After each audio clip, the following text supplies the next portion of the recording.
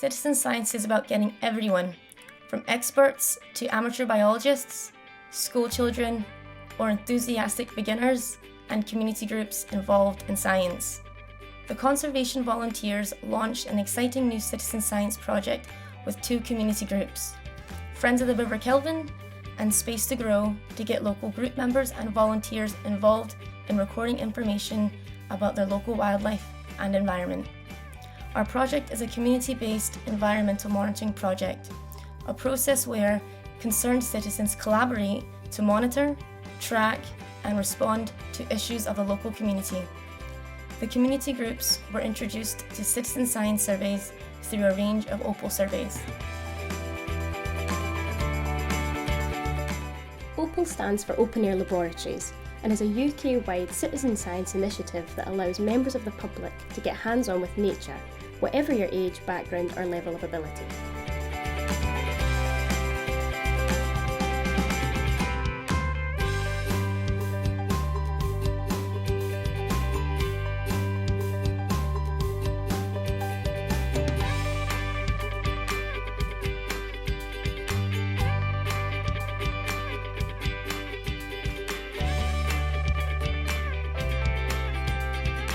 This is the garden that we started about a year ago, and every one of those beds, we made them.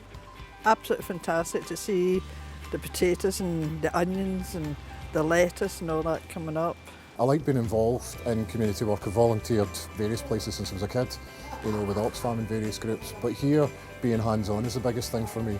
I've never had my own garden since I left my parents' house, and that aspect of it, having somewhere I can grow and plant things and make food, is fantastic. Over a year ago I would never have said I would have been interested in a compost heap, but I've been quite hands-on building our 2 compost heaps for the garden.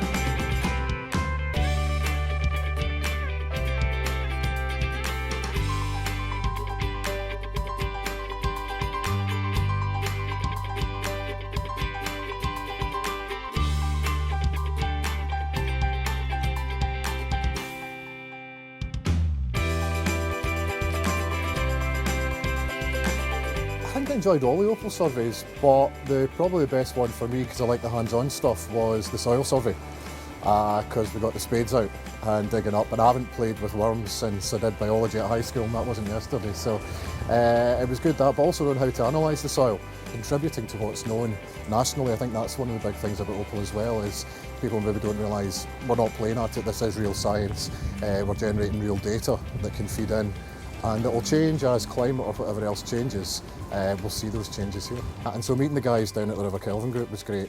And I'd always been aware of them, living in the West End before and subsequently. And you bump into them doing a litter pick-up, maybe down the back on the Kelvin and that. And I'd always been kind of half interested, but never really made that connection with them.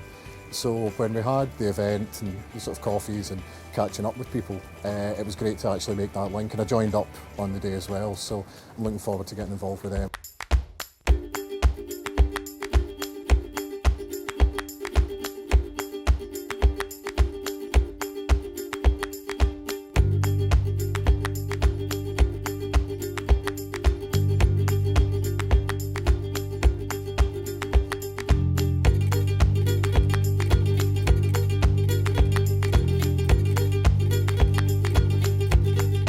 But one of the good things about citizen science is it simplifies science, and it's a good introduction to science. It takes a few things and it uses them to introduce people to science and help them understand what's going on. And I think for me, again, it's that intergenerational thing, seeing really young people and our older members focused on a shared task, one thing, and sharing knowledge, getting excited about it, and wanting to come back for more. Yeah. My favourite citizen science session was the bugs one. Okay. I suppose partly because it was a gorgeous day. It was it August? It was certainly late summer. It was a beautiful day, and there was quite a bunch of us, varied ages, and just being out and about with the butterfly nets and and then near the hut where we found the various snails and snugs and things. I think the very first survey, the bug count, was probably my favourite, just because it really saw the project coming together and lots of kids at that first survey, which was really good for Fork, Friends of the River Kelvin, having younger volunteers down to really look at what was in their environment. And I think we were there and we saw one wee boy kind of going, this is not really my thing, as we sat round at the start and looked at the identification guides, and then within 15 minutes he was roaming around and getting really excited and shouting at the top of his voice, look what I found, look what I found. Well, of the ones I attended, it was the lichens, because I've always been very, very interested in lichens, but I'd never had the experience of having a lichen expert to tell us more about them than I knew.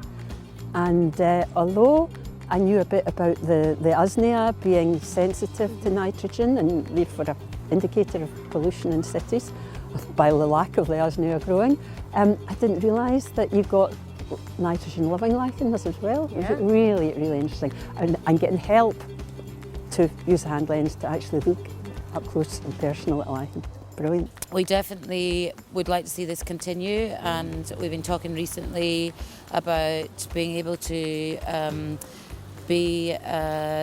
show what our year plan is to potential members and new volunteers, so that they know if they're joining the group what activities are actually there. We've always had our litter clean up on the first Saturday of the month, but actually being able to programme some more things in, use the Opal, and we've also been talking about using other iSpot and different technologies to record what's down on the river. And I think really looking at maybe some of those species that are very specific to the Kelvin as well, and mapping those and counting those.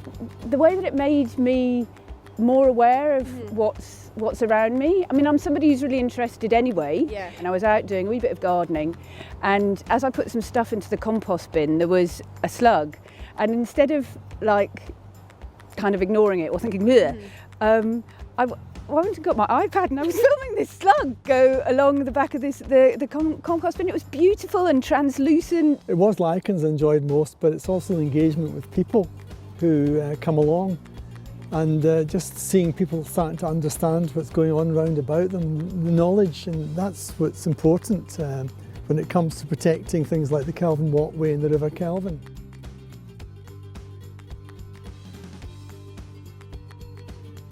The conservation volunteers believe that our natural heritage is something for everyone to celebrate and enjoy. We have over 50 years' experience of working with communities to transform their local places. The conservation volunteers aim to ensure that every individual and community in Scotland has the opportunity to develop skills and confidence to understand their local environment through citizen science.